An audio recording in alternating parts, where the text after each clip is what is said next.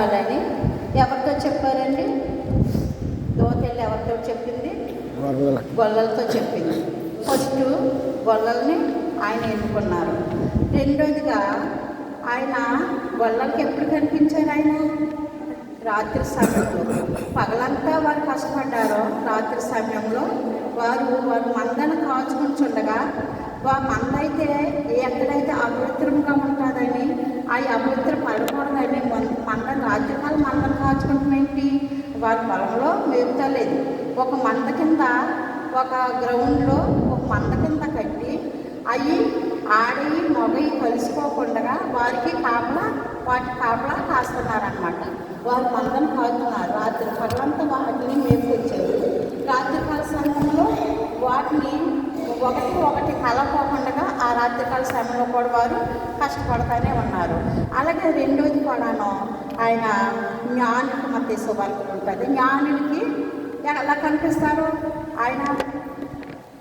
ఆయన రాత్రికాల సమయంలోనూ పగలైతే వారికి నక్షత్రం ద్వారా వెళ్ళింది. వారు పగలంతా కూడాను వారు శాస్త్రజ్ఞులు కాబట్టి వారి శాస్త్రాలు పరిశీలన చేసుకుని వారు ఏది ఎక్కడ ఉన్నారో ప్రవచనాలు ఎక్కడైతే నెరవేరాయని వారు పగలంతా కూడాను దేవుని కొరకు మొరపెట్టుకుని దేవుని కొరకు చూసి రాత్రికాల సమయంలో ఆ చుక్క ద్వారా వారు ప్రయాణము చేసేవారు.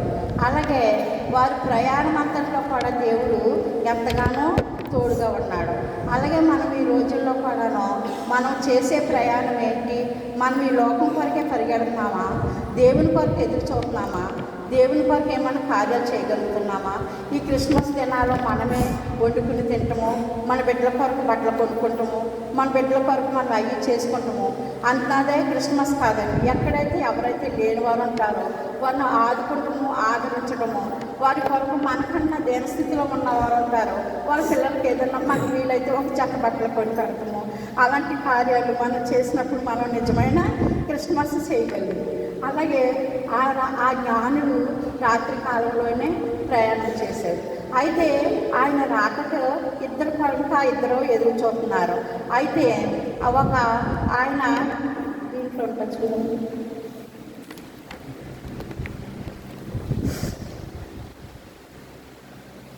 25 చూడమ్మా, 1:25 లోకసువార్త 25, 1:25, 2:25.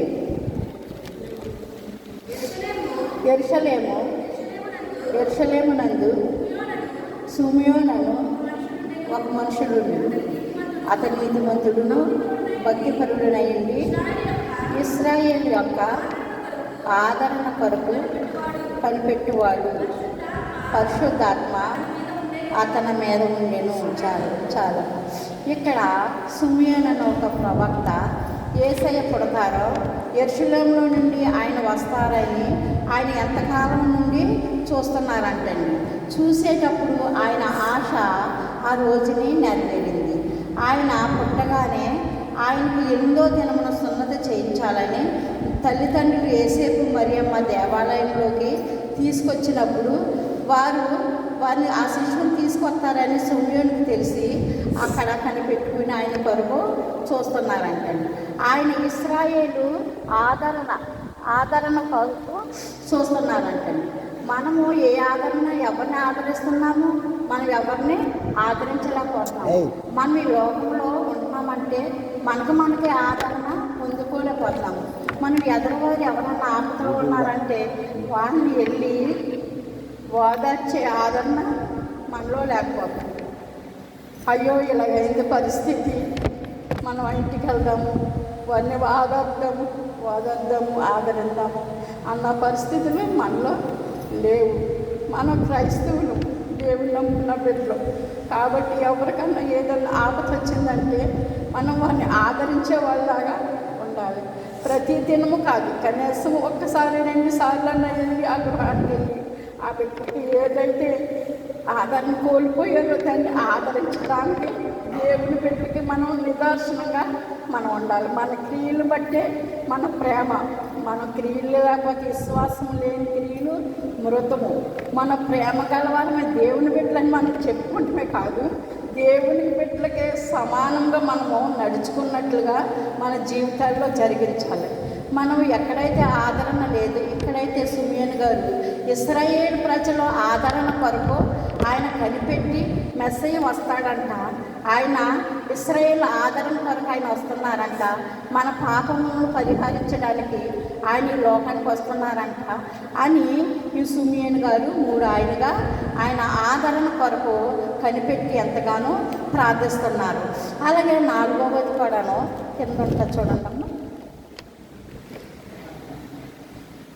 36.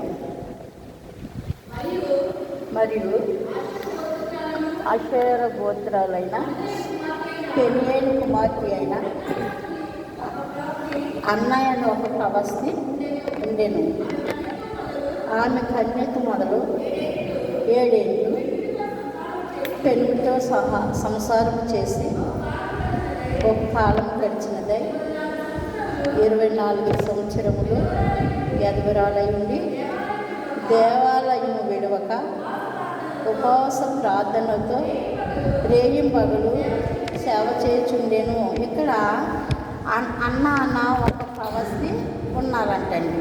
ఆవిడ రేయింబగలు కూడా దేవుని సన్నిధానంలో ఆయన వస్తారు, యేసయ్య మెస్సయ్య వచ్చేటప్పుడు నేను ఈ దేవాలయంలో ఉంటే ఆయన నేను చూడగలదునని ఈమె భర్త ఉన్నప్పుడు సంసారం చేసి భర్త చనిపోయిన తర్వాత వెధవరాలుగా ఉండి ఆ దేవాలయంలో రేయింబగలు ప్రార్థన చేయొచ్చు, ఆమె కనిపెట్టుచు ఆమె ప్రార్థనలో కూడా దేవుడు రేయింబగలు కూడా దేవుడి సన్నిధానంలోనే ఉన్నదంటండి.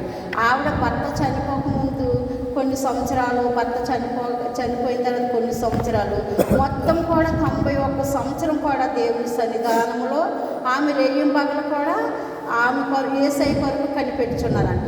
ఈ నలుగురిని దేవుడు ఎన్నుకున్నాడో, ఒకరి గొల్లల్ని ఎన్నుకున్నాడో, ఒకటి రెండోదిగా జ్ఞానుల్ని ఎన్నుకున్నాడు ఆయన, అలాగే 3వది సిమియోను గారిని ఎన్నుకున్నారు, 4వదిగా అన్న ప్రభు. ఈ నలుగురు కూడా దేవుని రాక కొరకు ఎదురు చూసి ఆ ధన్యత వారు ఎంతగానో పొందుకున్నారు. అలాగే మనం రేయింబగలు కూడా ఆయన సన్నిధానంలో ఉండలేకపోయినా ఉదయం తెల్లవారుజామున 4 గంటలకి తర్వాత మనకు వీలైతే మధ్యాహ్నము అన్ని పనులు చేసేసుకుని 3 గంటలకి ఇటాలి పట్టణం అన్నమైన కొన్నేళ్ళు పట్టణం ఎంతో దైవభక్తుడు ఉన్నాడు. ఆయన అపొస్తలుల కార్యాలు 10వ అధ్యాయంలో ఉంటుంది.